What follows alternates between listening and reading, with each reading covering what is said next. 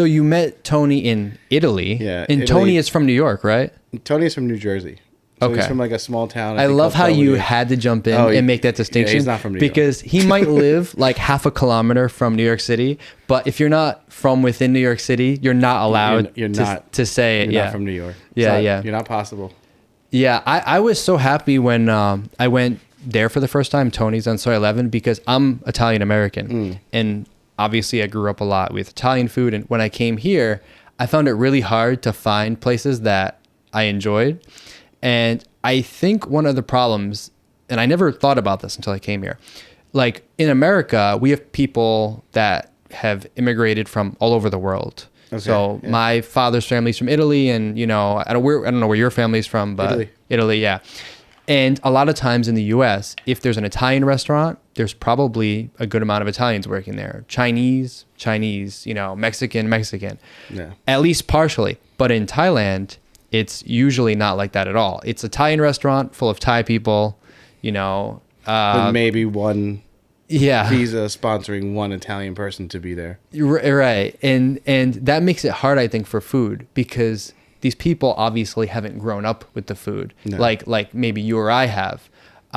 So what kind of challenges is that? What kind of challenges does that create in terms of being able to train a staff to be knowledgeable and to understand what your patrons are looking for?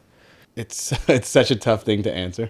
It's like, okay, so we have an idea in our head and we want to portray it, right? And this is like kind of funny. I'm going to say this how I do things with Thai people or in Hong Kong, like Chinese people. And I put the idea down and I show them like a version of it, right? Let's say it's a pizza. And I'm like, okay, this is a pizza, right? Okay. You understand this is pizza. You understand this. This is like the first part of it. And then getting them to, and getting yourself out of the mentality that they're going to be able to do it like you is very, very crucial to like the next couple steps, where it's like, okay, here's the pizza. This looks beautiful. You agree. Okay. Next. The next stage is like getting them to do it and make a pizza. And that pizza is going to look terrible 99% of the time.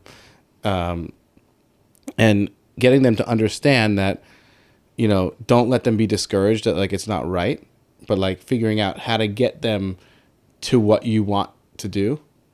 That's the real challenge in that whole thing, is like getting like, okay, here is what we want and this is what it is. And sometimes it comes down to like bringing them to another pizza place or bringing like Domino's or something really menial and getting them to understand that, and then getting them to the next stage where it's like, okay, this is why you have to ferment the dough this way. This is why you have to do this. And like getting them into that kind of mentality to make it exactly where you want to get it to. I don't know if that makes any sense, but yeah, it's like, so it's a like, process. Like you dumb it down for yourself and them first, and like then they understand it, and then you kind of bring it to the stages as you get to that next thing. Now, after being here for like 9-10 years, you kind of figure out where those steps are. And there are some very talented cooks that, can figure it out very quickly. And some even that have only worked with Western cuisine, because it tends to be that if they get out of the Thai culture and the Thai cuisine, aside from like, these fine dining Thai restaurants, there's a lot more money for a Thai person making Western food to be made if they're doing Western food very well. I see.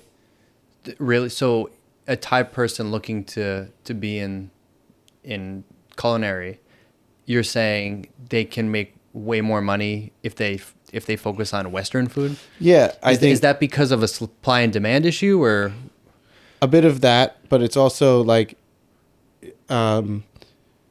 I feel like Western food is always inherently more expensive in Asian countries. Yeah. So that creates a bigger profit margin. Yeah, it's easier than to pay more. Yeah. Okay. So, and it becomes more of a specialized skill. Right. Whereas like, you go to a Thai restaurant and they're, if you make Thai food and it costs 50 baht for like a kapow or whatever it is, like there's not much money to be made in that restaurant.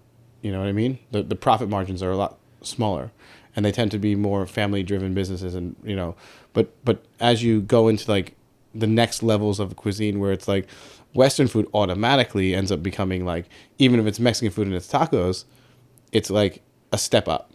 You know what I mean? It's a step up of skill. It's a step up of like ingredients and quality. You know what I mean? Because it's not just like picking up the local market stuff. You know, we go out and we find like the best ingredients, find the best suppliers, find the best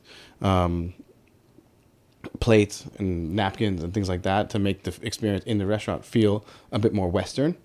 You know, because in those Italian restaurants that you used to frequent as you're growing up, right? They didn't just give you like shitty service or anything like that. They didn't come out wearing T-shirts or something like that, right? They always had a white button-up shirt. They always had an apron on. It was like Italian, right? Well, it depends which ones. I mean, you've got the ones, especially like in Rhode Island. There's so many Italians. I mean, you've got everything from small little mom and pop restaurant. But I would consider like the pizzerias, but like an Italian restaurant. Sure. You know, I mean, maybe it's just me being from New York. It's like when you went to an Italian restaurant, whether it was like the local one or like the really nice one in my town, it was always a step up in terms of service compared to like going to the pizzeria. You know what I mean? Okay, yeah. There's like, definitely a distinction there. There's like a different type of like kind of feeling when you walk into these type of restaurants, and like that kind of like, I think that like that part of the restaurant culture in America or in Europe in general, right, is what the Asian culture like has brought Western people in to like kind of bring in, like, and kind of like embed inside like the food and beverage industry. So like if you think about it in terms of like I think back to like Hong Kong, they brought in a lot of Western chefs maybe 20, 30 years ago to make the food scene more hygienic and just like overall better. Because if you go to a local Hong Kong restaurant now, it's much more clean than a local Thai restaurant now. So when you look at a local Thai restaurant, right, this would never, like, when you really look at it and you're like okay, you're at like let's not name names, but it's like you go to like the local street vendor or the local Thai restaurant that like serves, you know, food that's like less than 100 baht a dish. There's not refrigeration. There's not, climate control in any way. It's usually outside. It's usually like beer comes hot when you put ice in it. Like these are like very old methods, and like, you know, they use old preservation techniques to like keep you from getting sick. But like if you do eat at these restaurants quite frequently, you will get sick. Like it's very common. But if you look at Hong Kong and the local restaurants, what it was 30, 40 years ago versus what it is now, even those local restaurants now have refrigeration. Now they're always holding temperature. And I really believe that's because like the French maybe like 100 years ago really redefined food and then brought all that kind of culture into like Western mentality.